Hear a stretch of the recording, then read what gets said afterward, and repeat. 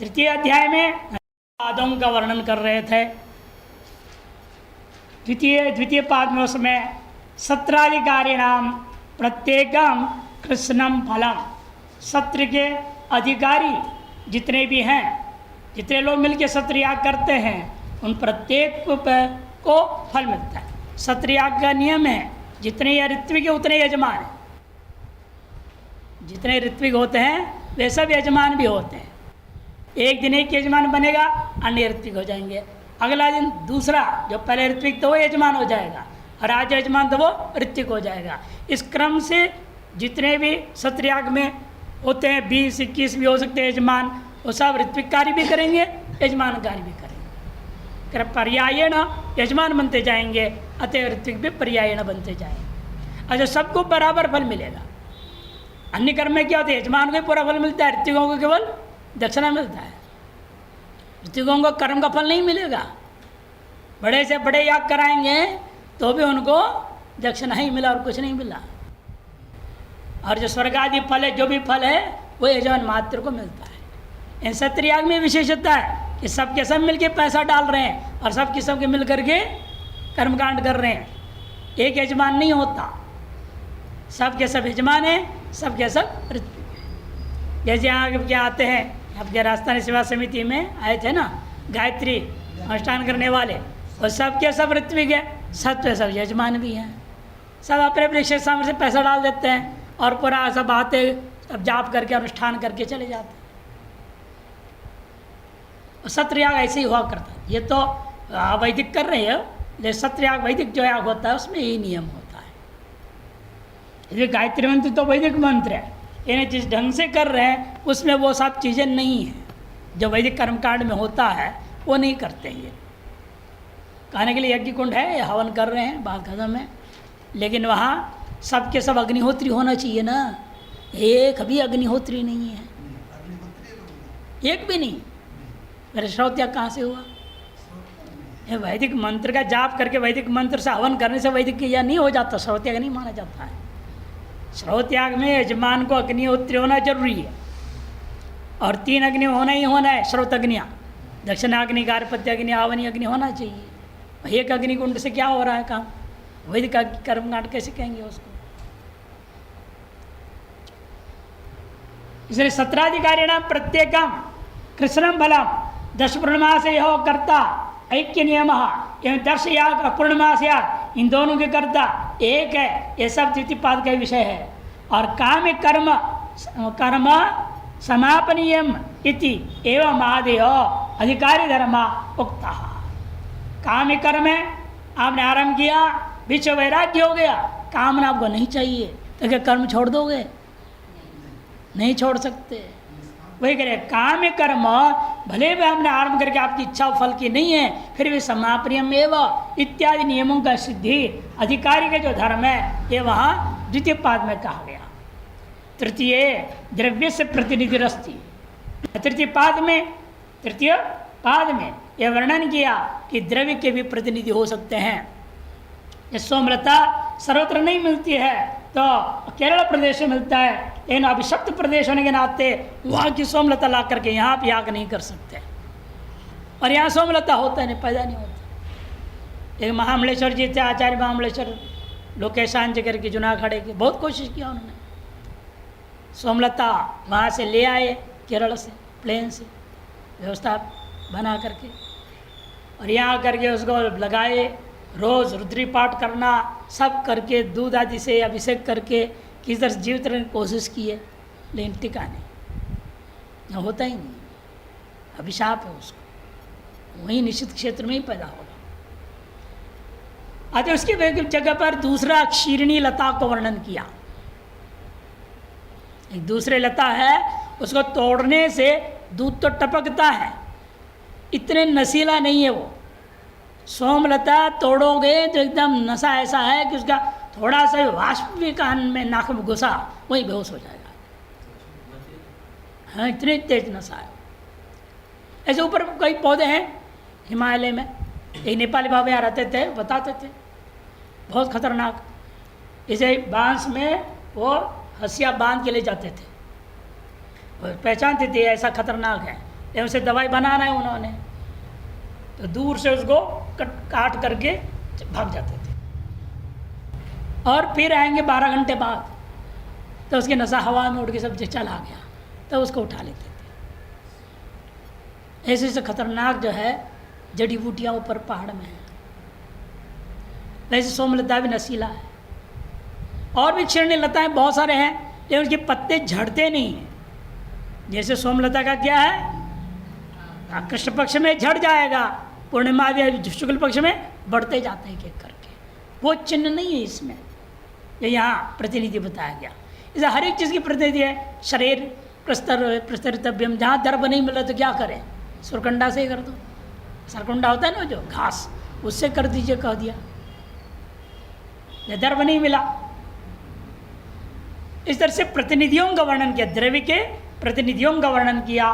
तीसरे पाद में देवादि नाम अग्नि आदि नाम अधिकारिणश्च स नास्ति इत्यादि निरूपणम। इन द्रव्य का प्रतिनिधि होता है, लेकिन देवताओं का प्रतिनिधि, अग्नि आदियों का प्रतिनिधि और यजमान अधिकारी का भी प्रतिनिधि हो जाए, ये नहीं हो सकता। अधिकारी माने यजमान, उसका प्रतिनिधि नहीं होता। मान लो एक आदमी यजमान यज्ञ शुरू किया, 2 दिन किया, तीसरे दिन बीमार पड़ गया, और कोई अपने बेटा को किसी को प्रतिनिधि बना के बिठा दे, यज्ञ पूरा करे, ऐसा नहीं हो सकता। अधिकारी का प्रतिनिधि नहीं होता। ऐसा वर्णन आपके तीसरे पाद में। चतुर्थे पदार्थ लोपनम विचारितम, चौथे पाद में पदार्थ के लोप के बारे में विचार किया। अवत्तनाशे सती आज्येन यजेत, और ये भी किया अवत्य जो द्रव्य नष्ट हो गया किसी कारणवश, तो आज से या करने का भी विधान कर दिया। इसे चौथे पद में विचार है। अवत्य मैंने अलग करके रख दिया गया था, दही रखा गया था, दूध रखा गया था, या पुरडास बना करके रख दिया था, रोटी है नहीं, चावल के आटे का बनता है ना, वो बना के रखा था। इतने में आप यहाँ हवन करने की तैयारी कर दिए, हवन शुरू हो गया, कर्मकांड हो रहा है, आपका प्रिय कुत्ता आकर के उठा के चला गया। कुत्ते पालने की भी खतरा है, वो घुस जाता है आपके बिस्तर पर। घुसने का आपने छूट दे रखा है, तो क्यों नहीं घुसेगा एक ही मंडप में? वो घुस गया, उठा के ले गया, अब क्या कर लो। ऐसे एक जगह एक में हुआ था, इसलिए बता रहा हूँ। घर का ही कुत्ता था, रात में उसने घी का कटोरा उठा के दिया, और सब देखते कटोरा है नहीं, कहाँ गया कहाँ गया कहाँ गया। अब फिर वो CCTV कैमरा लगा रखे थे, उसमें देखा तो घर का ही कुत्ता उठा के ले गया। वो कहाँ ले गया, उसको देखा, उधर देखा, वो कटोरी वहाँ मिल गया, बगीचे के अंदर एक पेड़ के नीचे घुसा दिया था उसने, खा पी लिया घी को और फेंक दिया उधर। इतना बुद्धि है उसमें। अरे यज्ञ कुंड में रख देता वापस, परेशानी नहीं होती लोगों को ढूंढने में। इस तरह के होते घटना, इसीलिए वो लोप हो सकता, पदार्थ का लोप हो सकता है किसी भी प्रकार से कारण से। तो क्या हो जाएगा, उससे अवत्य न पदार्थ का नाश होने पर आज से हवन करने का विधान किया गया। ईडात्यर्थनाशे सति शेषान्न ग्राह्यम इति आदिकम। इडाम भक्षेत का यहाँ इड़ा भक्षण होता है यज्ञ शेष में, यज्ञ के समापन के बाद में इड़ा भक्षण होता है। प्रणिता पात्र में जो जल होता है सबको देते हैं, यजमान भी उसको चमन जैसे करता है। इन इड़ा भक्षण मान लो किसी वर्ष लोप हो गया, परिक्रमा आदि करते मान लो किसी का कपड़ा लग गया हो, उलट गया, अब इड़ा क्या पियोगे, कहाँ से पियोगे, जमीन में चला गया। अब तब कहते यदि इड़ा भक्षण जो विधि है वो इड़ा का लोप हो गया किसी कारणवश, अर्थनाशे सती शेषान्न ग्राह्यम इति आदिकम। शेषात न ग्राह्यम, शेषात न ग्राह्यम, जो शेष गया जो बचे हो उनमें से ग्रहण नहीं करना। एड़ा भक्षण करके गया तो गया, आपके भाग्य में एड़ा भक्षण नहीं है, एक अंग लोप हो जाएगा, उसके प्रायश्चित कीजिएगा। शेषात न ग्राह्यम इत्यादि जो है आपके चौथे पाद का विषय निर्णय दिया। पंचमे काल अपराधेन चंद्रोदय सती अभ्युदेष्टि प्रायश्चित्तम। काल का अपराध हो गया। काल का अपराध क्या है, सायंकाल अग्निहोत्र आदि करना चाहिए और अग्निहोत्र थोड़ा देरी से कर, तब तक चंद्रोदय हो गया। अब उसके लिए अब बता अभ्युदेष्टि नाम का प्रायश्चित का विधान किया गया। ज्योतिष्ठोमस्य एकादयो दीक्षा, ज्योतिषोम का भी एक आदि अनेक दिशाओं का वर्णन किया गया। द्वादशास्य द्वादशायज्ञ का 12 दीक्षाएं इत्यादि पंचम पाद निरूपण किया गया।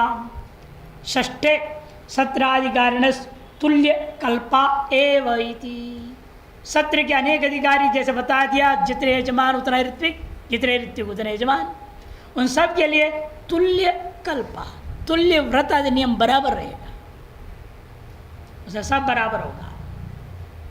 इसलिए वहाँ सत्रयाग में यजमान ब्राह्मण ही हो सकता, क्षत्रिय वैश्य नहीं हो सकता। कि आज जो यजमान है कल ऋत्विक बनना है, और क्षत्रिय का यजमान बनाओगे कल ऋत्विक कैसे बनेगा? ऋत्विक कर्म तो केवल ब्राह्मण कर्म है, क्षत्रिय वैश्य कर्म है ही नहीं। इसे सत्रयाग में सब के सब जितने भी ऋत्विक है सब ब्राह्मण है, वही यजमान होंगे। इसे सगले यजमान ब्राह्मण ही होते हैं। वैसे आगे लिख रहे सत्रम विप्रसेव इत्यम मालिकम चिंतितम, इसे सत्रयाग में यजमान विप्र ही होगा, दूसरा नहीं, इत्यादि का विचार करके निर्णय दिया। सप्तम पाद में पित्रादिकम न देयम माँ भूमिर न देया इत्यम आदिर दे विचार, दे पदार्थों का विचार किया। पित्रादियों के लिए स्वाहा स्वाहा करके दान नहीं देना, स्वधाव करके देना पिंड दान। और माँ भूमि का दान कभी नहीं देना। माँ भूमि ने आपके बहुत बड़ा साम्राज्य, वो पूरे राज्य को दान दे दो, ऐसा नहीं हो सकता। राज्य आप अकेले का संपत्ति नहीं है। आपकी अपनी संपत्ति दान कीजिए, राजा की अपनी निजी संपत्ति अलग होती है, वो दान दे सकता है। महाभूमिर न देया इत्यम आदि दे विचार वहाँ 7वें पाद में हुआ। 8वें में अष्टमें लौकिक अग्नौ उपनयन होम, श्रौत अग्नि उपनयन नहीं होता, लौकिक अग्नि में उपनयन संस्कार होता है। और लौकिक अग्नि जो स्थापित है अन्य कर्मकांडों में अग्नि को उद्वास किया जाता है यज्ञ संपन्न के होने के बाद। इन उपनयन अग्नि का पूर्णाहुति होकर विसर्जन नहीं होता, पूर्णाहुति नहीं किया होता क्या उसी उपनयन यज्ञ के 3 दिन तक लगातार हवन किया जाएगा, उसका सीधे अग्नि को उद्वास होता है, पूर्णाहुति नहीं होती है। नियम है। ये सब विचारों को अष्टम पाद में किया गया। स्थपति इष्टिस तथैव इत्यम आदि अग्नि विचार करता है। स्थपति के द्वारा यजन कराना है, वो निषाद स्थपति या न्याय, इसको बोलते हैं निषाद स्थपति न्याय। शूद्र को भी एक याग में अधिकार है, वो भी यजमान हो सकता है। ये सब भी अंतिम पाद 6ठे अध्याय का अधिकार निर्णय देता है। इसके अलावा अग्नि के संबंधी जो किंचित विचार भी किया गया है। प्रत्यक्षोक्त्यतिदेशो वस्य शेष सामानिरूपणम नामलिंगातिदेशो द्वौ सप्तमाध्याय पादगा। सप्तमाध्याय के पाद में क्या क्या है? प्रथम पाद में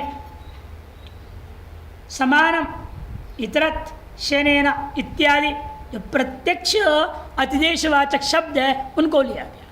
शेनवत, अग्निहोत्रवत, ऐसे जहाँ सीधे ही वति प्रत्यांत प्रयोग हो गया वेद में सामान्य अतिदेश बताने के लिए। तेन तुल्यम चेत क्रियावती ही सूत्र है। प्रत्यक्ष उक्ति अतिदेश, प्रत्यक्षता प्रत्येक के द्वारा, सादृश्यता वाचक प्रत्येक के द्वारा अतिदेश के जहाँ निश्चय कर दिया गया उनको प्रथम पाद का विषय विचार किया गया। और द्वितीय पाद में क्या किया? साम निरूपणम, भिन्न प्रकार के सामों का निरूपण किया। तीसरे पाद में लिंगा नामातिदेश और चौथे पाद में लिंगातिदेश कर दिया गया। नामलिंगातिदेशो द्वौ। सप्तमाध्याय से प्रथमे पादे समानम मने इतरत शेन ना, बाकी जो कर्मगान शेन्या के जैसे करना, ऐसे इतरत शेनेन सदृशम इत्यादि स्पष्ट प्रत्यक्ष वचन है वह उससे द्वारा अतिदेश निर्णय होता है, उनको लिया गया। द्वितीय प्रथंतर शब्देन गान मात्र विधायिना गान सेव अतिदेशत्वम इति एतादृशः पूर्वोक्त अतिदेशस्य शेष विचार। पूर्वोक्त सामान्य अतिदेश का ही शेष जो विशेषांश है उसका विचार किया गया कि रथंतर साम भी है, रथंतर याग भी है। ये रथंतर साम गायन में रूढ़ है, उसी का अतिदेश करना जहाँ अतिदेश होता है ये आपका नहीं है। प्रथंतर शब्द के द्वारा गान मात्र का विधायक वाचक शब्द होने से गान मात्र का अधिदेश होगा, याग आदि का अधिदेश नहीं है। ये तादृश निर्णय पूर्वोक्त अधिदेश का ही शेष विचार किया गया है। तीसरे पाद में अग्निहोत्र नामना अधिदेश, अग्निहोत्र नामादि से जो अधिदेश है उसका विचार होगा। चौथे पाद में निर्वाप औषध द्रव्यादि लिंगादिदेश। लिंग मने अब पुलिस लिंग नहीं समझना, लिंग मने प्रतीक चिन्ह। जैसे यहाँ दे दिया दृष्टांत के लिए आपको कह रहे हैं कि निर्वाप, निर्वाप ऐसा से कैसे होगा? औषधि का निर्वाप करना है, दूध का निर्वाप करना है, दही का समझ में आती ना। औषधि द्रव्य है, तरल द्रव्य है, मांस द्रव्य, पशु द्रव्य है, लेकिन अलग अलग द्रव्य है। उसको सादृश्यता के आधार पर उनका अधिदेश कहाँ किसका करनी है वो निर्णय दिया गया है। स्पष्टलिंगादता स्पष्टात् प्रबलादपवादतः अधिदेश विशेषास्यो रष्टमाध्याय पादगाः। 8वें अध्याय के पाद में रहने वाला पदार्थ पहले पाद का स्पष्ट लिंग वाला विशेषाधिदेश, दूसरे पाद में अस्पष्ट लिंग वाले विशेषाधिदेश, तीसरा प्रबल प्रमाण वाले विशेषाधिदेश और अंत में अपवाद वाला विशेषाधिदेश। 4 पाद में अधिदेश विशेषों का वर्णन किया गया 8वें अध्याय में। इसको विशेषाधिदेश अध्याय भी इसलिए कहा जाता है। 7वें को सामान्य अधिदेश अध्याय, 8वें को विशेषाधिदेश अध्याय भी इसलिए कहा गया। अष्टमाध्याय से प्रथमे पादे स्पष्ट लिंगेन अधिदेश विशेष, स्पष्ट लिंगों के आधार पर अधिदेश विशेषों का निर्णय दिया गया। तद्यथा जैसे दृष्टांत के लिए शौर्य चरो अधिदेशगानी निर्वाप तदितेन देवता निर्देश एव देवतात्म औषधव्यगत्तम इत्यादि स्पष्टानि आग्नेय लिंगानी। शौर्यम चरण निरूपेत ब्रह्मवर्चस का विधि है। इस विधि को सुनने से क्या मालूम हो रहा है आपको? इस तद्धित से मालूम होता है एक सूर्य देवता ही है इसका। और चरुम कन से औषधि द्रव्य, पशु नहीं है यहाँ, आज घृत आदि नहीं है, पाय दही आदि भी नहीं है। चरु, चरु का मतलब होता है सूखे औषधियाँ। 10 प्रकार के ग्राम औषधियों को गिनाया गया है। अलग अलग यागों के लिए उनका किसको कितना मिलाना, कहाँ मिलाना है, कैसे होता है उसका उसको मिलाइए। मात्रा भी तय है, जो कितना, तिल कितना, चीनी कितना, चावल कितना, सब निर्णय है। मात्रा भी। अब आजकल कौन पालन करता है? कितने लोग हैं? इतने हैं, अच्छा चलो भाई थोड़ा और मिला दे, वही गिनती है जो है। और कुछ भी नहीं है कि चावल है तो चावल ही डालते जाओ, मिलाते जाओ। थोड़ा बहुत जो है ना 2-4 तिल भी दिखाई दे कोई बात नहीं, सारे मात्रा बिगड़ जाता है। विधि के अनुसार आजकल कर्मकांड बहुत ही कम होता है। न ब्राह्मण लोग विधियों को जानते ढंग से, न पालन होता है। फल भी आपने पैसा खर्च किया, दक्षिणा तो दिया है ना, कुछ पसीना भी बहाए हैं तो कुछ तो पुण्य मिलेगा। निष्फल तो जाएगा नहीं, व्यर्थ नहीं हो सकता, कर्म का व्यर्थ नहीं जाता है। लेकिन विहित फल मिलेगा क्या ये नहीं कह सकते आप। लेकिन पुण्य कर्म है, फल तो मिलेगा। वो भी बेचारे मंत्रों को बोले तो हैं, कुछ न कुछ बोले तो हैं, मंत्र बड़ बड़ बड़ किए तो हैं, वो भी मेहनत की है, उनकी भी पसीना पा है, उनकी भी दक्षिणा पूरा फालतू नहीं ले रहे हैं, वो भी उनको भी फलीभूत होगा। इन विधि का सम्यक पालन न होने से यजमान का ही नुकसान होता है अधिकतर। इसलिए कहना स्वरतो वर्णतो वा हीन हो जाता, क्या वाग वज्र बोल दिया। नुकसान किसका हुआ? पाठ गलत करा पंडित ने, हानि हुई यजमान का। इसलिए ऋत्विक चयन भी बड़ी सावधानी से करनी पड़ती है। यहाँ कोई भी पंडित ले लो, पकड़ लो, बिठा दो, तुम पूजा पाठ कर लो, ऐसे नहीं होगा। इसलिए अतिदेश में आपने एक देवता है और औषधि द्रव्यगत्व है। अभी देख लो प्रकृति यागों में कहाँ एक देवता के आ गए जिसमें चरु होगा, उन्हीं के अंगों को यहाँ पर लाना पड़े, अतिदेश करना होगा। ऐसे ऐसे कौन से? आग्नेयम अष्टाकपालम, अग्नि देवता एक देवता है वो। अष्टाकपाल में पुरुडाश है, पुरुडाश में क्या है? चरुद्रव्य हो गया, औषधि द्रव्य हो गया ना। इसे औषधि द्रव्य का एक देवता याग को हम इस सौर चरु याग का प्रकृति मानेंगे। प्रकृतिवत विकृति कर्तव्य से उसी पर से अंगों को लाया जाएगा। अन्य अनेक देवता जैसे अग्नि सोमाभ्याम, अग्नि और सोम दो देवता है, वो इसका प्रकृति याग नहीं हो सकता। यह एक देवता है ये। इसलिए ये सब चीज़ें देख करके निर्णय हो जाता है। एक देवतात्व और औषध द्रव्यत्व इत्यादि स्पष्टानि अन्य आग्नेय लिंगानि। अग्नि देवता जो प्रकृति में याग है उसमें के अनुसार ये इसका लिंग समान दिख रहा, स्पष्ट अनुभव में आ रहा है। द्वितीय तो अस्पष्टिर्लिंगैरतिदेश, अस्पष्ट लिंगों से अंगों का अतिदेश किया जाएगा। तद्यथा वाजिने हवि सामान्य लिंगेन पयो विध्यंतो अतिदिश्यते। वाजिने हवि, वाजिन देवता के लिए जहाँ कहीं भी हविष्य की बात आएगी वहाँ कहीं मान लो द्रव्य विशेष का नाम नहीं लिया है तो आपको सामान्य लिंग के आधार पर क्या मानना पड़ेगा? वाजिन कैसे बनता है? दूध के फाटने से बनता है ना। इसीलिए हम पयो विध्यंतो अतिदिश्यते, पय संबंधी जितने भी विध्यंत हैं उनके अतिदेश करूँगा कि वाजिन नाम आते ही पयोद्रव्य दिमाग में आ जाएगा। स्पष्ट नहीं कहा गया, अस्पष्ट है। इन वाजिन संज्ञा जो प्रयोग किया गया, देवता का नाम लिया, वही ज्ञापन कर देता है पयोद्रव्य को। अस्पष्ट लिंग के द्वारा अतिदेश के ज्ञापन होगा। पयो विद्यंतो अतिदिश्यते तत्र लिंगम अस्पष्टम शीघ्रं तद बुद्धि अनुत्पादनात्, शीघ्रता बुद्धि उत्पन्न न होने से ये पंक्ति छूट गया था। तृतीय प्रबलेन लिंगेन अतिदेश, तृतीय पाद में क्या हुआ? प्रबल लिंगों के अतिदेश हुआ।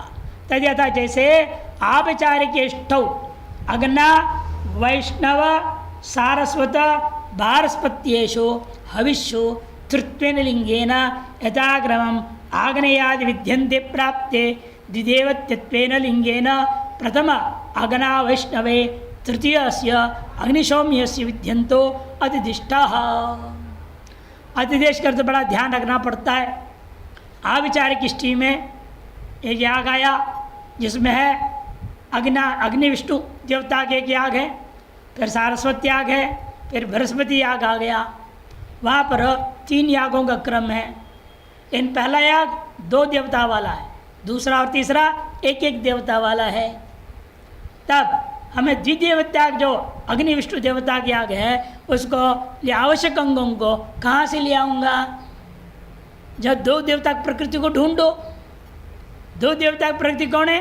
अग्नि और सोम, अग्नि सोम देवता क्या, वो 2 देवता है वहाँ पर। तो वहाँ से इस अंगों को लाया जाएगा। वहाँ भले क्रम अलग है, वहाँ ये प्रथम है अग्नि विष्णु और अग्नि सोम वहाँ तृतीय था। प्रथम के लिए तृतीय से लाया जाएगा अंग को। तृतीय लिंगेन यथाक्रमम आग्नेयादि विद्यन्ते प्राप्त, यथाक्रम जाएंगे। अग्नि पहला था, पहले को पहले में लाओ, ऐसे प्राप्त हुआ। लेकिन द्विदेवत्वेन यह अग्नि विष्णु जो है द्विदेवता होने के नाते इस लिंग के आधार पर प्रथम जो अग्ना वैष्णव में तृतीय जो कौन था? अग्निशोमी याग, वहाँ से हम अतिदेश कर लेंगे। प्रकृति में आग्नेय अष्टाकपालम पहला है, फिर उपास्याज मंत्र यजति, फिर अग्निशोमाभ्याम यजति। दशपुर्णमास याग में एक क्रम है, पहले अग्नि, फिर उपांश विष्णु देवता के याग, फिर उसके बाद में अग्नि सोम देवता के याग होता है। अमावस्या में आग्नेय याग, ऐन्द्रम दधि, ऐन्द्रम पया, दोनों इंद्र देवता के। वहाँ तो द्विदेवता वाला है ही नहीं, अग्नि इंद्र इंद्र। पहला अग्नि, दूसरे में इंद्र, तीसरे में इंद्र दर्श में। और इधर क्या? पहले में अग्नि, दूसरे में विष्णु, तीसरे में अग्नि सोम देवता। प्रकृति के दशम मास का ये स्वरूप है। इन वहाँ पर हम वहाँ से हमें लाना है अग्ना विष्णु याग के लिए। कौन से अंग लाएंगे? जो यद्यपि वह प्रथम नहीं है, तीसरे में है कौन? अग्नि सोम। 2 देवता के याग है अग्नि सोम, इसलिए भी द्विदेवता वाला होने से अग्नि सोम से ही हम लाएंगे। पहले को पहले का संबंध जोड़ के नहीं लाएंगे, अग्नि देवता का नहीं लाएंगे। ये निर्णय आपका वहाँ दिया गया। प्रबलेन लिंगेन में दिया। द्विदेवत्यत्वेन लिंगेन प्रथम अग्नाविष्णु के लिए तृतीय जो अग्निशोमी है उसी विद्यंत का ही अतिदेश किया जाता है। प्रबलंच द्विदेवत्यत्व, क्योंकि एक देवता की अपेक्षा से द्विदेवता तत्व जो उच्चारण किया गया वह प्रबल है। यथाक्रम प्राप्त था उसको बात दिया इसलिए आपने। तो अभिचारिक इष्टो अग्निशोम अग्निवैष्णव सारस्वत और बारस्पत्येषु हविष्यु तृतीय लिंगेन यथाक्रम आग्नेयादि विद्यंत प्राप्त था। लेकिन द्विदेव तत्व लिंगेन हम प्रथम जो अग्निविष्णु के जगह पर तृतीय जो अग्निशोम देवता द्विदेवता होने के ने उसके विद्यंतों का उपदेश करेंगे। और प्रबल क्यों? प्रबलंच द्विदेव तत्व रूपी सादृशता प्रबल है। शब्दोच्चारण मात्रेण सा प्रतिभासनात्, शब्दोच्चारण मात्र से झटिति द्विदेवता तत्व प्रतिभासित हो रहा है। क्रमस्तो विलंबित प्रतीत्या दुर्बल, क्रम जो है ये पहला ही आ गए, दूसरा ही आ गए, ये तीसरा ही आ गए, तो विलंबे न क्रम की प्रतीति होती है। चौथे पाद में क्या है यहाँ? चतुर्थे दर्वी होम यशो अतिदेशो अपोद्यते। दर्वी होमों में किसी के भी अंगों का अतिदेश नहीं करना, अपोदन कर दिया, हटा दिया। अतिदेश करके वहाँ याग्नि जितने वहाँ अंग बताया गया दर्व्यों में उतने ही करना है। कहीं से अतिदेश कुछ ला करके पूरा करने की चेष्टा नहीं करना। ये जो आपके 8वें अध्याय का जो है बिन पादों का विचार हो गया, 8वां हो गया, ये 9वां का शुरू हो रहा है। ऊहारंभो अथ सामोहो मंत्रोहस तत्प्रसंगतः नवमाध्याय पादेषु चतुर्श्वेते प्रकीर्तिताः। नवम अध्याय के पादों में, चारों पादों में ये पदार्थ कथन किए गए हैं। कौन से? पहला ऊह क्यों करना है, ऊह आपको करने की क्या जरूरत है, प्रयोजन पूछा गया। ऊहारंभ का लेकर के विचार किया। फिर दूसरे पाद में ऊह का लक्षण किया, ऊह के आरंभ का वर्णन भी किया। फिर शाम का ऊह हो, फिर मंत्रो हो, और मंत्र ऊह के अंतर्गत तत्प्रसंगता अन्य जो भी ऊह का मामला है सबका विचार कर दिया। ऊह आरंभ पहला पाद, दूसरा सामोह पाद, तीसरा मंत्र ऊह पाद और चौथा तत्प्रासंगिक ऊह पाद। नवमाध्याय से प्रथमे पादे वो पद घात पूर्वकम वह विचारम वो विचार आरंभ, ऊह के उपोद्घात पूर्वक ऊह के विचार आरंभ किया गया।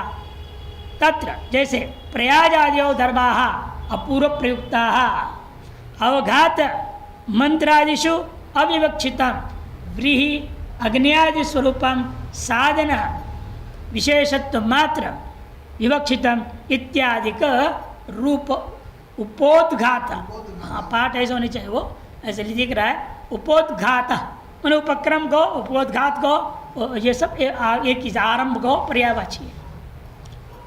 इत्यादि रूप उपोद्घात नहीं है, घा है वो, घा द में नीचे घ, उपोद्घात देखने में ऐसे बहुत जैसे लग रहा है। अवघात मंत्रादियों में अविवक्षित है। व्रीहि अग्नि आदि के स्वरूप साधन विशेष मात्र का बोधक है।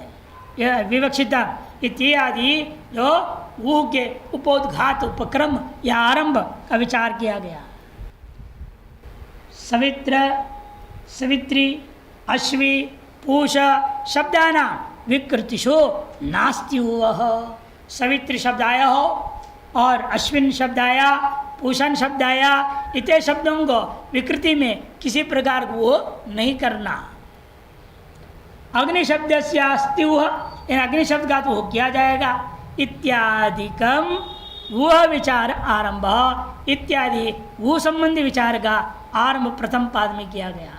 द्वितीय सपरिग्रह साम, सकल अंगों के सहित जो है साम संबंधी ऊ का विचार है। तृतीय मंत्र सपरिकर मंत्रो, और चौथे में मंत्रों के प्रसंग से आपतित जितने भी है प्रासंगिक बातें उन सब पर भी विचार कर दिया गया। दशम अध्याय के 8 पादों का वर्णन आएगा। दशम अध्याय में 8 पाद है। न तीसरे, छठे और 10वें, इन 3 अध्यायों में 8-8 पाद है, बाकी सब अध्यायों में 4-4 पाद है। द्वारलोपो अस्य विस्तार कार्यकत्वं समुच्चयः ग्रह साम प्रकीर्णानि नैयर्तश्चाष्टपादगाः।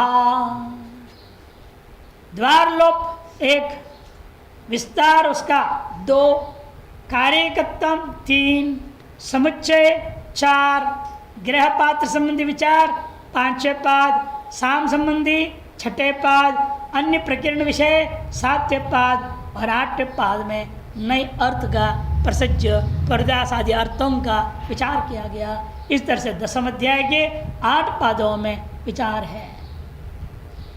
10वाध्याय से प्रथमे पादे बाद हेतु, बाद के कारण बता रहे। किसी ये प्रकृति याग से विकृति याग में अंगों को लाया जाता है, इन किन अंगों को लाना है, किन अंगों को बांधना है, ये तय भी करना जरूरी है। नहीं सब लाओगे, जैसे कल विचार के बताया था। हाँ, अपने जो लोहे का चावल है, क्रिस्टल है, आओ उसमें कूट के भूसा निकाल के पीस करके परोड़ा से बनाया जाएगा, उससे नहीं हो सकता। इसे प्रकृति याग में है। प्रकृति याग में भिगो के रखना पूर्व रात्रि में, सवेरे उसका हवनन करना, फिर फटकनी में उसको फटकना, फिर सिलबट्टे पे पीसना, चूर्ण बनाना, फिर दूध डाल के पुरडास बनाना, ये सारे अंग वहाँ पर प्रकृति में। और यहाँ पर आपके वहाँ व्रीहि के जगह पर या वो कृष्ण से हवन करो। अब क्या करो, वो सब अंग यहाँ लाओगे, ये द्वार ही लोप हो गया। द्वार क्या है, ये सब क्यों किया जाता है, तुष्य विमोचन के लिए, वो द्वार ही लोप हो गया। अतएव तुष्य विमोचन के लिए जो जो अंग पूर्व प्रकृति में वर्णित है उनका यहाँ नहीं लाना, उसका बाध कर देना होगा। वही समझा 10वां प्रथम पाद में बाद हेतु द्वार लोपो निरूपिता तद्यथा स्वयंकृता वेदिर्भवति इत्यत्र वेद निष्पादन रूप से द्वार से लोपेन निष्पादकानाम उद्धरणादीनाम बाद। पहले दूसरा दृष्टांत ले रहे, कहीं आप गए, वहाँ पहले से वेदी बना हुआ था, आपको कुछ करना ही नहीं, पहले से वेदी बना हुआ है। आप वहाँ गए, देखा और सबको तैयार है, चलो साफ सुथरा कर दे, थोड़ा लीप दिया, बस हो गया काम खत्म। और आजकल तो रेडीमेड आ रहा है, हवन कुंड लिया गया, रख दिया, हवन कुंड तैयार है वहाँ। तो अब क्या करना है, खोदना है क्या मिट्टी, वहाँ खोद खाद के क्या बनाओगे। खोदना आदि जो अंग थे उसका लोप हो जाएगा, बात हो जाएगा। जब तैयार यदि हवन कुंड में मिल गया, फिर हनन का खनन आदि जो कार्य किया जाता है वह करने की आवश्यकता नहीं रह गया। स्वयंकृता वेदिर्भवति इत्यत्र वेद निष्पादन रूपस्य द्वारस्य, वेद निष्पादन का जो द्वार था वह लोप हो गया। से निष्पादका नाम उद्धरणादि नाम बाधः, इस तादृश जो वेद का निष्पादन करने के अंग है उद्धरण आदि, उनका बाध हो जाता है। और कृष्ण का दृष्टांत देखो, कृष्णलेशो वितुषीकरण रूपस्य द्वारस्य लोपेन अवघातस्य बाधः। कृष्णलों में वितुषीकरण असंभव है, इस तादृश वितुषीकरण रूपी द्वार का लोप हो जाने के नाते अवघात आदि का जो अंग है उनका भी बाध हो गया। यह प्रथम पाद का विषय, द्वार लोप होने से अंगों का बाध हो गया। द्वितीय पाद में संक्षेपेण उक्तस्य, प्रथम पाद में जो संक्षेप में चर्चा किया गया था द्वार लोप, उसी का ही विस्तार किया गया। बहुबीर उदाहरण विस्तार, अनेक उदाहरणों से विस्तार किया।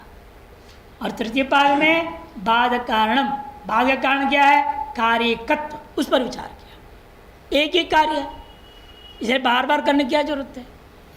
एक कार्य में किसी अंग की बारंबार आवृत्ति करने की जरूरत नहीं है। जैसे बार बार आप चूल्हे पे मान लो कोई चीज़ चढ़ा के गरम कर रहे हैं, गरम गरम खिलाएंगे मान करके, तो बार बार नमक भी डाल दोगे, मिर्च भी डाल देंगे क्या? अरे केवल गरम करके खिला देंगे, छुट्टी पाए। चाय भी गरम कर दिया, पिला दिया। बार बार गर्म करे, बार बार चीनी भी डालो, जानो चाय पत्ती पिया ही नहीं जाएगा वो चीज़। से कई चीज होता है, हम क्रिया को आवृत्ति कर रहे हैं, कार्य के तो कार्य एक ही है ना, इस अंगों की आवृत्ति नहीं होगी, अंगों की आवृत्ति करने की आवश्यकता नहीं है। ये सब अनेक शास्त्रीय दृष्टि, हमने लौकिक समझाया आपको, इन शास्त्रीय दृष्टांतों से वर्णन किया। तद यथा प्रकृतौ गवश्वादि दक्षिणाया ऋत्विक परिक्रिया कार्य, प्रकृति याग में आया, गौ घोड़े आदि दक्षिणा दे करके ऋत्विकों का परिक्रयण करनी चाहिए। तथा विकृति रूपे भूनाम ने का है धेनु रूपाया दक्षिणाया तदेव कार्यम, और विकृति रूपी याग में भू नामनी एक कोई याग है जिसका नाम भू नाम से है, एक या एक दिन में होने वाला याग है, उसे धेनु रूप दक्षिणा वर्णन किया गया। उसका भी काम क्या है? ऋत्विक का परिक्रयण करना ही उसका भी काम। ततो धेन्वा गवाश्वाय दक्षिणा विकृतो चौदक प्राप्त बाध्य थे। इसे धेनु के द्वारा जब हमें ये ऋतु को खरीदने का विकृति याग में विधि हो गया, तो प्रकृति याग में जो कहा गया था 112 गाय दे दो, 2 घोड़े दे दो, 1 हाथी दे दो, वो सारी दक्षिणा जो आ रही थी विकृति याग में अपने वो बाधित हो गया। विकृति याग में अलग दक्षिणा बता दिया। क्या दक्षिणा बताया? धेनु बता दिया। धेनु किसको कहते हैं? गौ भी गाय, धेनु भी गाय, गाय गाय बोलता है। हाँ, दूध देने वाली गाय को कहते हैं, जिसके बछड़ा अभी पैदा हो रखा है उसका नाम धेनु। बछड़े या बछड़ी पैदा हो साल भर के अंदर तक उसका नाम धेनु, उसके बाद नहीं, फिर सामान्य गौ हो जाएगा। दूध देने वाली गाय है वो, लेकिन बछड़ा बछड़ी वाली नहीं है। इसलिए क्या करते हैं, मान लो बछड़ा बछड़ी जन्म लेते ही मर गया तो क्या करते हैं? हाँ, उसी बछड़े का बड़े विचित्र लोग थे पहले, तो क्या करते थे, कहाँ से फिर दूसरा डुप्लीकेट बनाएंगे वो लोग। वो क्या करते थे, वो मरा हुआ बछड़े का ही सारा निकाल देते, मांस वांस सब अंदर से, और उसे पुआल भर देते थे और उसको खड़ा करते थे उसके साथ गाय के साथ, और उसी को अपना बच्चा से चाट चाट करके वो दूध देना शुरू कर देते। अब तो अनेक प्रकार के हाँ तो तरीके हैं निकालने के। तो इस प्रकार से जो धेनु के द्वारा सामान्य गौ आदि दक्षिणा चौथा बाधित हो जाता है। क्यों? दोनों का काम ये कि दक्षिणयास तदेव कार्यम ततो धेन्वा गवश्वादि दक्षिणा विकृतो चौथक प्राप्त बाध्यते हैं। ये तीसरे पाद का। चौथे पाद में नक्षत्र विहिता उपहोमा चौथक प्राप्तिर नारिष्ट होम ही सह समुच्यन्ते। नक्षत्र विहित जो उपहोम आदियों का, जो प्रकृति याग से प्राप्त जो नारिष्ट होम आदियों का सह समुच्चय किया जाएगा इत्यादि समुच्चय का विचार किया गया। पंचमे षोडशी ग्रह प्रकृतिगामी। षोडशी पात्र, षोडशी नामक एक ग्रह पात्र है। हाँ, ब्रह्मा षोडशी महात्मा का मरने से होता है षोडशी भंडारा, वो नहीं लेने गया। यहाँ षोडशी ग्रह पात्र का नाम है। तो वो ग्रह पात्र को कहाँ ग्रहण करना? प्रकृति याग में कि विकृति याग में भी किया जाए कि नहीं किया जाए, उस पर विचार करते हुए कहा प्रकृति याग में ही करना है। षोडशी ग्रह प्रकृतिगामी सच आग्रायण पात्र देव ग्रहीतव्य इत्यादि बाद प्रसंगागत ग्रहादि विचार। बाद के प्रसंग में आया हुआ ग्रहादि पात्रों का विचार किया गया। छठे पाद में सामत्रिचे ज्ञेयम इत्यादि बाद प्रसंगागत साम विचार। बाद के प्रसंग में आए हुए सामदान को लेकर जो बाध्य बाधक भाव है उसका विचार आया छठे पाद में। सातवें में पश्वंगेशु हविर्भेद। पश्वंगों में भी हविर्भेद का विचार हुआ।